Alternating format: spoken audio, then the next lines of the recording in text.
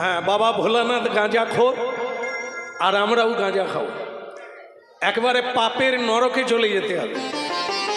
ভোলানাথের কথাটা যদি কেউ জানতে পারেন তাহলে আপনার লজ্জা হবে। তিনি গাঁজাখোর যদি কেউ বলে থাকেন তাহলে যে কত বড় ভুল করবে তার কোনো ঠিক নেই।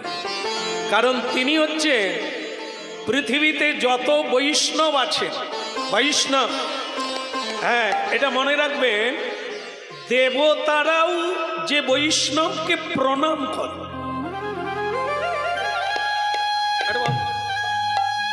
আমরা সকলে দেব দেবীর পুজো করি, দেব দেবীর কৃপাতে আমরা বেঁচে আছি, কিন্তু দেব দেবী কৃষ্ণ ভক্তকে প্রণাম করে, এত বড়।